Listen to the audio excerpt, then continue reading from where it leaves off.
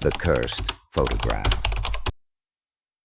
Robert was amidst the chaos of the basement, surrounded by boxes of items his parents had accumulated over the years. The house seemed emptier since they had passed, but the weight of the memories still lingered, filling every corner. As he sifted through old photo albums, yellowed letters, and forgotten trinkets, he came across a photograph. It was slightly creased at the corners, as if it had been handled countless times, but he had no recollection of it. He looked closer. It was an image of himself, about 6 years old, in a park. Behind him stood his parents and a group of relatives he could barely recognize. The photograph had a hazy, almost ethereal quality, as if time had worn it down more than expected. A sudden chill ran down his spine as he stared at the image of the boy, himself, smiling beside people who seemed familiar yet distant. Robert frowned, trying to pull the memory of when that picture was taken from his mind. Nothing. It was strange, as he could recall many other moments from his childhood, but that scene remained like a void in his memory. "Why don't I remember this?" he muttered to himself, turning the photo over to see if anything was written on the back. But it was blank. A growing unease took hold of him, a kind of anxiety he couldn't explain. As ordinary as the image seemed, there was something disturbing in its simplicity, as if it concealed a truth he wasn't ready to face. In the days that followed, Robert couldn't get the photograph out of his mind. He had placed it on the table in his living room, but its presence seemed to dominate the space. It was as if every time he passed by, an invisible force compelled him to look at it once more. That initial discomfort slowly turned into an obsession. He needed to understand why that simple image disturbed him so much. On the third night, after hours of unsuccessfully trying to sleep, he got up and walked over to the table. The photograph was there, still, but something seemed different. He picked up the picture, and as he looked at it again, a chill ran through his body. In the background, behind the group of people, an indistinct figure that he hadn't noticed before was now present. It was subtle, almost imperceptible, but it was there, a shadowy silhouette among the trees, seemingly watching the scene from afar.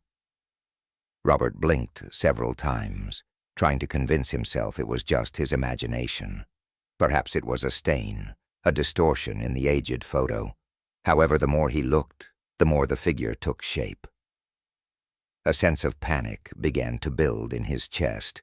Who was that figure? And why did it seem so out of place, as if it didn't belong in that scene?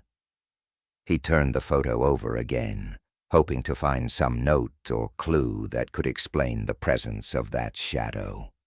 Once more, the back was blank. Unable to return to bed, Robert sat on the couch with the photograph in his hands.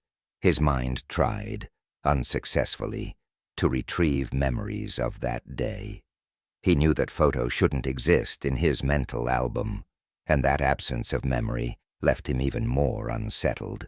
Every detail of the image seemed to shift before his eyes, and the presence of that distorted figure pulled him deeper into an abyss of forgotten memories. The next day, Robert decided he needed answers. The photo wouldn't leave his mind, and the image of that shadowy figure seemed to become clearer every time he looked at it. Unable to bear the weight of his doubts alone, he went to visit his brother, Lucas, who lived in a nearby town. If anyone could help him remember that day, it would be him. When he arrived, the conversation started casually. They talked about work, about everyday life, but Robert couldn't stop thinking about the photograph he had in his pocket. When he finally brought up the subject, Lucas tensed. His previously relaxed expression instantly closed off, as if a shadow had passed over his face. I don't remember that day," Lucas said, looking at the photo with a mix of disbelief and discomfort.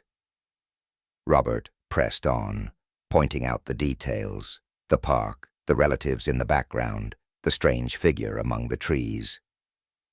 Lucas looked at him with a mixture of confusion and fear.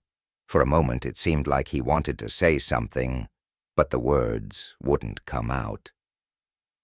Robert noticed the panic in his brother's eyes, but before he could push him further, Lucas threw the photo onto the table with a sharp motion. "I don't want to talk about this." He stood up abruptly and walked over to the window, breathing irregularly. A chill ran through Robert. His brother, always so rational and composed, was now disturbed by something as simple as a photograph. But it was clear that Lucas knew something. The way he avoided looking directly at the image and his sudden change in behavior left Robert more unsettled than before. As he left Lucas's house, Robert's memories began to return in fragments, small flashes of a day he had completely forgotten. Something had been buried deep in his mind, and now it was starting to surface, bringing with it a growing sense of dread. That night, Robert's dreams were more vivid than ever. He was back in the park from the photograph.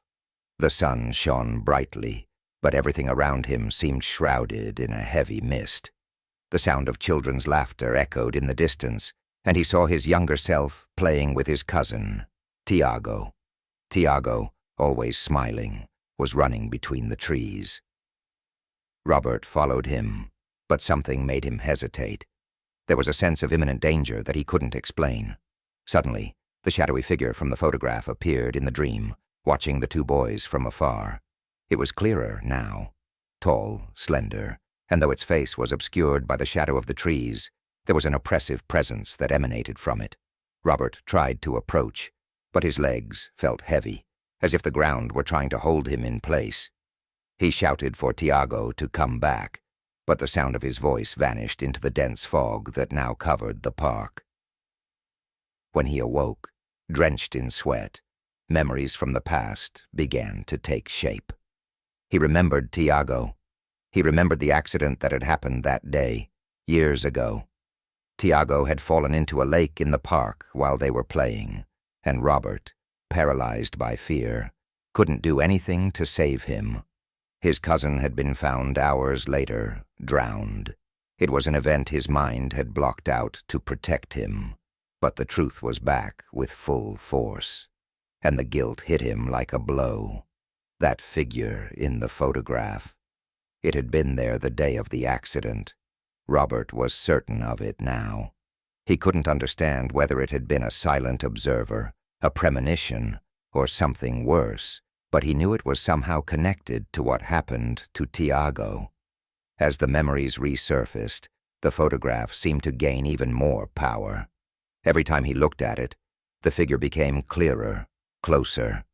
And now he realized that the photo wasn't just a reflection of the past, but a manifestation of his own guilt and fear. The truth he had tried so hard to forget was being forced to the surface, and the presence of that sinister figure was a constant reminder of the irreversible mistake he had made that day. Terror was now a part of Robert's daily life. He could barely eat or sleep. Every time he closed his eyes, the image of that day in the park returned to his mind, dragging with it the distorted figure that seemed to inch closer each time. The photograph had become a constant presence in his life, as if it were alive. He had tried multiple times to get rid of it, but somehow the photo always reappeared. One afternoon, in desperation, he decided to burn the photograph. He went to the backyard, lit a bonfire, and with trembling hands, tossed the image into the flames. He watched as the paper was consumed by the fire, feeling a strange sense of relief. Finally, it would be over. But when he entered the house, the peace he had felt for a brief moment quickly dissolved. The photograph was back, intact, exactly where he had left it the last time, on the living room table. The shadowy figure was now closer to the group of people, almost beside the boy he had once been. A muffled scream escaped his throat as reality seemed to crumble around him. He knew he was losing control. What was real? How could the photograph return? In the days that followed, things only got worse. Objects began to move in his house without explanation. The sound of footsteps echoed through the halls at night, even when he was alone.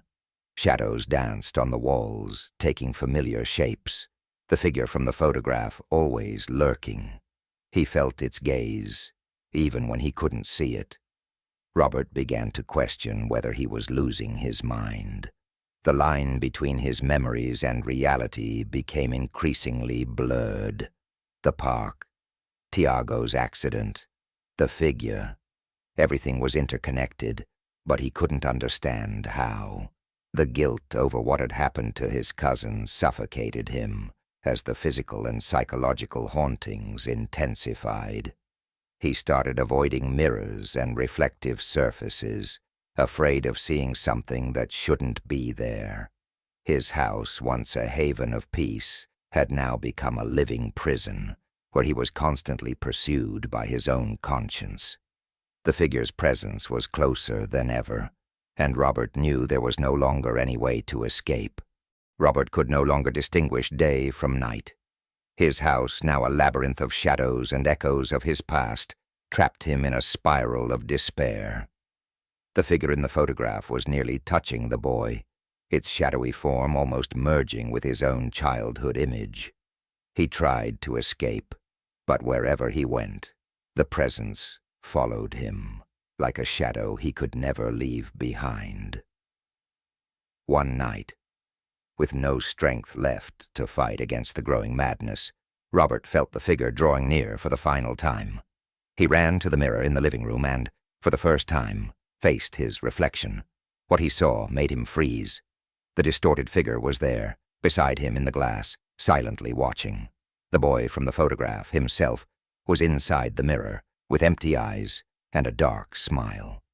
It was as if Roberto were looking directly at the manifestation of his guilt. When the police were called days later, no one could find him. What remained was the photograph, now changed. Robert was in the image, standing next to the shadowy figure. He seemed to have been there all along, trapped in his own torment.